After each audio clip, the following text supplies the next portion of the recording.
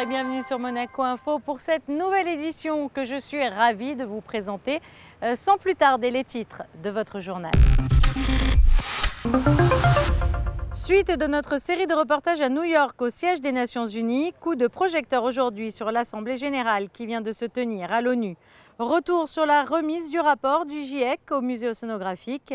Focus sur une nouvelle formation proposée par la direction de la coopération internationale en principauté. Le Monaco Yacht Show vient d'ouvrir ses portes sur le port Hercule et vous allez le voir, ce salon de grande plaisance se préoccupe de l'environnement. Et puis nous refermerons cette édition avec notre invitée de la semaine, Gaëlle Talarida, la directrice générale du Yacht Show. Nous poursuivons notre série de reportages à New York au siège des Nations Unies. Après les deux sommets sur le climat, c'est cette fois la traditionnelle Assemblée générale de l'ONU qui a débuté mardi en présence du prince Albert II. Sur place, Patricia Navarro et Sylvain Péroumal. Chaque année, à la fin du mois de septembre, tous les regards se tournent vers le siège des Nations Unies où se retrouvent les chefs d'État et de gouvernement du monde entier. Tous viennent participer au débat général, réaffirmant leur attachement à cette institution. Ils étaient 136 cette année. Chaque État membre dispose de 15 minutes à la tribune de l'ONU pour évoquer les grandes thématiques d'actualité, effectuer des recommandations ou partager son expérience. Durant ces 3 dernières décennies, nous avons dans cette salle de l'Assemblée générale, parcouru ensemble un chemin certes semé d'embûches, mais néanmoins atteint des étapes importantes. Je ne pense pas qu'on puisse arriver aux objectifs que nous nous sommes fixés sans qu'il y ait cette concertation et cet échange de vues le plus large possible avec l'ensemble de la communauté internationale. Et donc, même si certains États repoussent un petit peu le multilatéralisme en disant qu'il n'est pas efficace, en prônant une recentralisation sur leurs propres problèmes nationaux, mais je crois fermement qu'il n'y a pas de progrès possible sans l'échange avec d'autres pays, sans ces grandes enceintes où le multilatéralisme peut s'exprimer. Le prince Albert II a ainsi pu rencontrer le prince Haakon de Norvège pour évoquer leurs engagements communs pour les océans ou le président des Palau sur la question également de la protection des océans. Lors de son discours, le prince souverain est longuement revenu sur le changement climatique et la nécessité d'entendre la jeunesse et de prendre rapidement des mesures indispensables. Il a également souhaité l'égalité des chances pour les femmes et a mis l'accent sur la 4e révolution qui est en marche avec la transition numérique, en demandant cependant qu'elle s'accompagne des notions de responsabilité et durabilité. Dans le cadre de sa stratégie de transition numérique, le gouvernement entend déployer les atouts des innovations technologiques dans le domaine de la santé, de l'éducation, de l'économie, mais également en vue de faire de Monaco un modèle en matière de villes intelligentes. L'activité onusienne aura été extrêmement chargée cette semaine puisqu'après les 2 sommets sur le climat et l'ouverture de l'Assemblée générale, un bilan d'étape sur les ODD a été proposé à travers un sommet destiné à accélérer la mise en place des objectifs de développement durable et mesurer les progrès accomplis. L'extrême pauvreté a ainsi considérablement diminué. La mortalité des enfants a chuté de 49% de 2000 à 2017 et les vaccinations ont sauvé des millions de vies. Donc 17 ODD et donc bien sûr ça recouvre les 3 piliers du développement durable, économique, social et environnemental. Ce sommet en fait vient à la fin du premier cycle d'examen des ODD. Donc en fait chaque année l'Organisation des Nations Unies, l'ONU, se rassemble pour examiner une partie des objectifs, de leur mise en œuvre, de la façon de les mettre en œuvre dans chacun des États. Et au bout de 4 ans, nous arrivons à la fin de ce premier cycle. Donc là, les États membres ont examiné l'ensemble des 17 ODD et nous sommes réunis en sommet pour faire un premier bilan. Et si des avancées ont été réalisées, ce sommet aura également permis de mettre en lumière de nombreux points qui requièrent une action collective urgente, à l'image de l'environnement naturel qui se dégrade à un rythme alarmant. Ces 4 dernières années ont été les 4 plus chaudes jamais enregistrées et 1 million d'espèces animales et végétales sont aujourd'hui menacées d'extinction. Et après l'ONU, le souverain a regagné la principauté pour suivre au musée océanographique la remise du rapport du GIEC, un rapport qui implique l'avenir de la planète et donc notre futur à tous. Sandrine Nègre. 6 981 études, 104 auteurs, 36 pays. Le rapport du GIEC remis au prince Albert II est dévoilé ce 25 septembre en principauté sur les océans et la cryosphère dans le contexte du changement climatique révèle des conséquences négatives et alarmantes. Exemple qui permet de mesurer concrètement l'état d'urgence dans lequel le monde se trouve, ces millions de personnes qui devront se déplacer et quitter leur lieu d'habitat en raison de l'augmentation du niveau des mers et des océans qui sont pourtant essentiels sur Terre. Ils produisent plus de 50% de l'oxygène de l'air que nous respirons. Le principal message est qu'il faut vraiment réagir, il faut réduire les émissions de CO2. C'est un rapport qui couvre 80% de la planète, qui va des pôles, hautes montagnes jusqu'au plus profond des mers. Donc quand on arrive à ce résultat, à ce message, il faut, je pense, réfléchir sérieusement. Les océans sont vraiment primordiaux pour notre vie. Et quand on parle des populations plus vulnérables, ça n'enlève pas les autres, évidemment. Mais c'est vrai que les plus vulnérables, ce sont les communautés côtières qui vivent proches des côtes, surtout dans les petites îles, dont le système alimentaire va être impacté, dont le tourisme va être impacté. On parle beaucoup des récifs coralliens qui risquent de disparaître très rapidement si on ne fait pas quelque chose. Les effets du changement climatique sont partout, glaciers, zones tropicales, mais pas seulement. Nous devons agir pour faire face et relever les défis environnementaux identifiés, car même si le constat est alarmant, des solutions existent et sont pour la plupart à portée de main. Il faut garder quand même un message positif. Si on arrive à restaurer, peut-être on arrivera à en sauver. Il faudra le voir un peu positivement et penser aux mesures d'adaptation au-delà du côté alarmiste. Il y a la question des transports, donc passer à des énergies plus propres, comme on dit, les énergies renouvelables. Mais il y a toutes nos habitudes, même de consommation, pour les industries de production, tout ça doit évoluer. Et à notre petit niveau, ne serait-ce que fermer son robinet ou éteindre la lumière quand on ne s'en sert pas, ça peut être très utile. Tout ceci pour tenter de limiter les conséquences négatives sur la nature et par là même les générations futures, comme le soulignait au musée océanographique le groupe d'experts intergouvernemental sur l'évolution du climat, le GIEC ou IPCC en anglais. Nous suivons régulièrement pour vous les différentes formations qui sont organisées en principauté dans le cadre de la coopération internationale. Et cette fois-ci, Vanessa Dessy a suivi plusieurs Maliens qui souhaitaient se spécialiser dans le domaine de l'hôtellerie. Avec une population très jeune, le Mali manque de formation de qualité. Le tourisme d'affaires dans ce pays a pris une véritable ampleur ces dernières années. PDG d'un groupe hôtelier, le consul de Monaco au Mali, Mossadegh Bali, a décidé de créer en 2015 un établissement d'enseignement professionnel privé. L'école offre aujourd'hui des formations à des jeunes en cuisine, en service et réception. C'est une formation de courte durée qui va sur environ 37 semaines entre école et hôtel, au bout desquels l'élève reçoit un diplôme et qui est prêt à être engagé dans la profession. Donc nous avons un taux d'employabilité qui dépasse les 90% à la sortie de l'école. Donc c'est une école qui a commencé avec un petit effectif de 40 élèves en 2015 et aujourd'hui nous sommes à 80 élèves avec notamment l'ouverture d'une filière hébergement, c'était l'année dernière, avec les deux spécialités, réception, accueil et étage. Même si au départ, il y avait certaines réticences, surtout par rapport aux filles, parce que ce n'était pas très bien perçu que des filles puissent être formées pour l'hôtellerie. Et aujourd'hui, nous sommes à un taux de filles qui dépasse celui des garçons. Nous sommes à un taux de 60% de filles et 40% de garçons. Depuis 2016, la coopération monégasque finance des bourses d'études afin que des jeunes défavorisés issus de SOS Village d'enfants puissent accéder à une formation de qualité. L'école hôtelière Chiaka Sidibé a souhaité établir un partenariat avec le lycée technique et hôtelier de Monaco. C'est un échange extrêmement intéressant. Nous apprenons aussi de cet échange parce que l'objectif premier C'est donc que ces personnes du Mali, de cette école de Bamako hôtelière, puissent venir s'inspirer de nos techniques, de nos échanges, de l'accueil de nos élèves, des secteurs hôteliers que nous avons, des 3 secteurs hôteliers.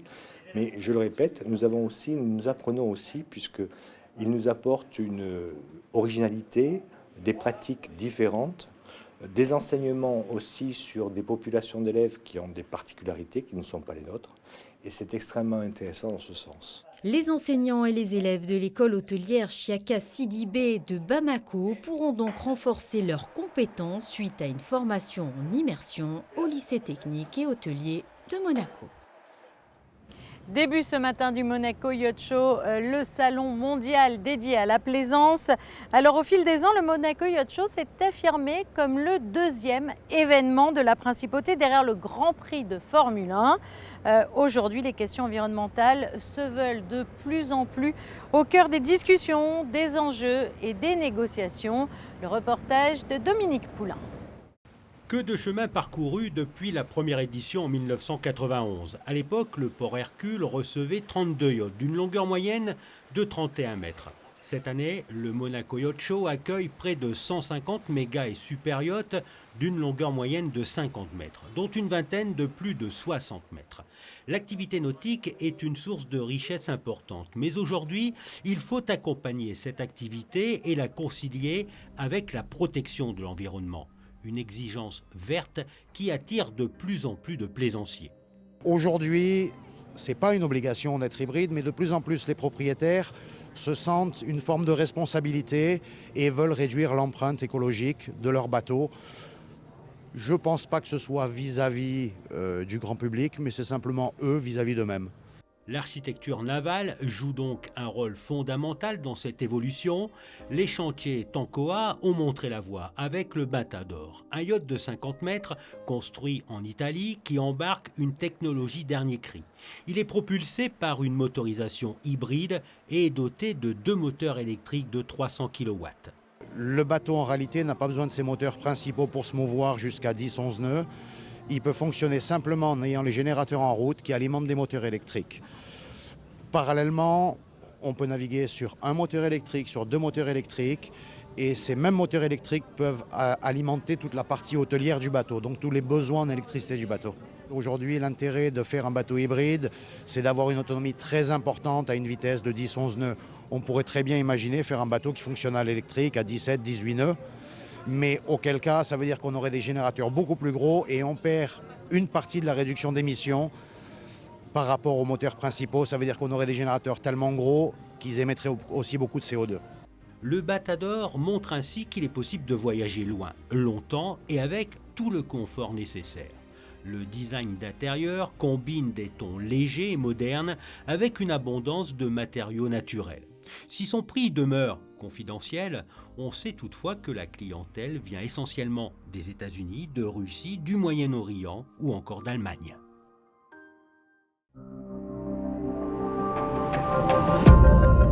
Bonjour Gaëlle Talarida. Bonjour. Merci de nous accorder de votre temps. C'est devenu un véritable rendez-vous incontournable en principauté. Quelles sont déjà peut-être les nouveautés pour cette édition 2019 ? Qu'est-ce que vous nous réservez comme surprise ? Eh bien, nous sommes dans une nouveauté. Ici, dans le Pearl Deck Lounge, nous avons mis en place un magnifique restaurant sur un étage qu'on peut découvrir sur le parvis au-dessus de la piscine. Ça a été un grand challenge pour nous puisque c'est un projet assez complexe à monter, mais un magnifique écrin pour des très belles marques de luxe qui nous ont rejoints pour cette édition.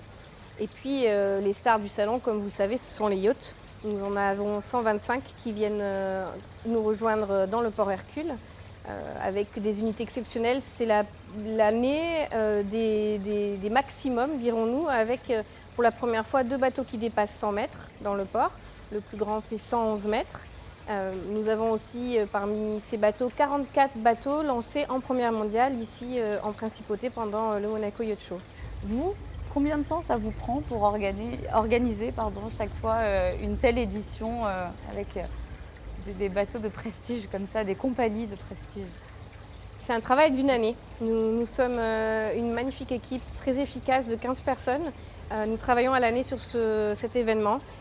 Nous gérons toutes les phases du projet, que ce soit la commercialisation, mais aussi énormément de travail logistique pour monter ce salon qui est au cœur de la Principauté, dans une ville qui vit.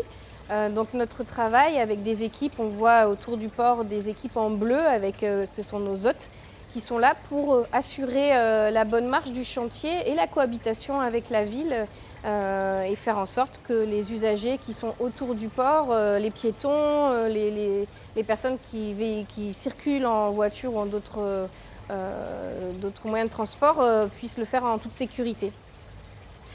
Et quels sont les rendez-vous phares peut-être que l'on peut attendre encore cette année ici ? Le Yacht Show, pour nous, ce n'est pas que les 4 jours, finalement, puisque l'ouverture au public, au grand public, c'est de mercredi à samedi. Mais il commence le mardi avec le Summit. C'est une conférence dédiée aux propriétaires potentiels, aux acheteurs potentiels de bateaux qui viennent se renseigner sur l'industrie de la grande plaisance et en fait poser en toute liberté dans un environnement assez agréable plein de questions qu'ils peuvent avoir avant d'acheter, avant de louer un bateau, avant d'affréter un bateau avec des capitaines, des équipages, dans un environnement non commercial. Donc c'est vraiment en fait une conférence d'information sur la grande plaisance. Et ensuite, il y a la soirée d'ouverture du Yacht Show pendant laquelle nous remettons des awards. Nous célébrons 4 bateaux qui sont dans le port cette semaine pour des qualités de design extérieur, intérieur et aussi des qualités environnementales avec la société RINA. Et enfin, le bateau qu'on dit le Finest Yacht, celui qui rassemble les critères de beauté, tant intérieur, extérieur, qui est un peu le grand vainqueur de cette cérémonie des awards. Et ça a lieu cette année au Yacht Club. Donc le Monaco Yacht Show, c'est évidemment tous ces bateaux qu'on va pouvoir découvrir dans le port, mais c'est aussi tout l'univers du yachting, puisque vous avez combien de stands ici cette année Nous avons 600 exposants. Depuis quelques années, on est sur un nombre assez stable, entre 580 et 600 exposants. Et en fait, tous les cœurs de métier qui interviennent à bord d'un yacht sont présents. Ça peut être l'équipement très technique, des moteurs, des voiles, des technologies informatiques qui sont à bord des yachts, mais également la décoration intérieure, l'aménagement des salles de bain. Donc on a véritablement ici un marché, un grand marché, pour quelqu'un qui souhaite se faire construire un bateau. Il peut aller de gré à gré dans les tentes où les stands sont rassemblés par thème, découvrir divers environnements et pouvoir faire des sélections de ce qui peut l'intéresser pour un projet futur d'une grande unité. Et designers aussi, bien évidemment, sont présents. Construire son bateau de A à Z ici, tout à fait. C'est faisable à Monaco. Exactement, exactement. Et on va parler d'un autre point aussi, on l'a vu ces dernières années, le monde du yachting, comment est-ce que vous le ressentez, le monde du yachting est de plus en plus conscient des problèmes environnementaux. Est-ce que c'est quelque chose qui se ressent ici aussi? Vous avez vu une évolution, vous? On a vu une évolution qui est maintenant très marquée, qui s'accélère véritablement. Ce sont finalement les premiers utilisateurs les plus proches de la mer, ces grands bateaux. À l'échelle mondiale, il faut se rappeler que ce n'est pas non plus on va dire une industrie qui est extrêmement développée. On est sur à peu près 4600 grands yachts qui naviguent dans le monde, donc c'est réduit. Mais cependant, ce sont les premiers utilisateurs, pas les premiers utilisateurs, mais ceux qui sont sur les mers et qui se rendent compte des évolutions climatiques, des évolutions des dégâts du plastique dans les océans. Et véritablement, je dirais plus que jamais, depuis 2 ans, on ressent une véritable préoccupation par cette industrie qui commence à travailler très très sérieusement sur des projets de bateaux avec des nouveaux systèmes de propulsion. Là va être annoncé cette semaine un projet de bateau propulsé à l'hydrogène qui va être présenté par une société qui est exposée dans la tente du Parvis Piscine, le designer Sino. Il y a aussi d'autres recherches qui sont faites, mais clairement une préoccupation qui augmente avec aussi chaque niveau de service. Je pense notamment aux charters, aux sociétés qui louent des bateaux, qui viennent aussi porter cette information auprès des utilisateurs des bateaux pour avoir une approche, on va dire, une approche en faveur de l'environnement et respectueuse de l'environnement quand ils naviguent. Et justement, vous, ce sont aussi les avant-premières. Vous parlez de ce bateau en avant-première qui sera présenté. C'est quelque chose que l'on attend chaque année de la part du Yacht Show. C'est pas évident, j'imagine, d'obtenir. C'est un travail aussi que vous menez tout au long de l'année pour pouvoir présenter ça ici en Principauté. Alors, C'est venu au fil des années avec l'évolution du salon. On a 29 ans cette année. Moi, je me revois encore au début de ma carrière avec un salon qui était peu connu. Quand on allait parler du Monaco Yacht Show à l'international, on nous regardait avec un œil un peu interrogateur. Et aujourd'hui, on a la chance d'avoir, au fil du travail, avec beaucoup d'ardeur au fil des années, pu vraiment ancrer l'événement comme la référence au niveau mondial de la grande plaisance. J'ai déjà entendu parmi nos exposants dire, par exemple, si on loupe le Yacht Show, si on n'est pas exposant au Yacht Show, on n'est rien. Donc c'est impressionnant et c'est beaucoup de responsabilités que nous avons, car en fait, derrière nos ordinateurs, derrière nos fiches Excel, derrière nos documents Word et nos plans, le travail qui est fait est primordial pour cette industrie qui vient cette semaine rencontrer des clients internationaux de très grand niveau et qui viennent vraiment à Monaco faire des affaires, parler projets de bateaux, parler construction, acheter des bateaux. Donc l'enjeu est crucial pour eux et ça permet aussi de tourner toutes les caméras mondiales de beaucoup de médias internationaux, que ce soit économique, que ce soit lifestyle, que ce soit yachting aussi, vers la principauté. Et bien évidemment, on en est très fiers parce que ça permet de faire rayonner Monaco au niveau mondial pendant cette semaine. C'est une belle reconnaissance. Oui, tout à fait. Merci en tout cas de nous avoir accordé de votre temps précieux là, sur ces Et je vous en prie. jours chargés. Merci. Merci. Ce journal touche bientôt à sa fin, sans plus tarder, la météo. Jeudi, une journée d'automne plutôt agréable. Il y aura majoritairement du soleil malgré parfois quelques nuages. Il fera de 17 à 23 degrés. Les nuages seront de retour tout au long de la journée de vendredi, comptez de 18 à 22 degrés. Et enfin, pour ce week-end, et ce sera valable pour le début de la semaine prochaine aussi, un temps assez agréable entre nuages et soleil. Il fera environ entre 18 et 23 degrés. Cette édition est à présent terminée. Merci de l'avoir suivie. Et puis quant à moi, je vous retrouve très vite sur Monaco Info. À très bientôt.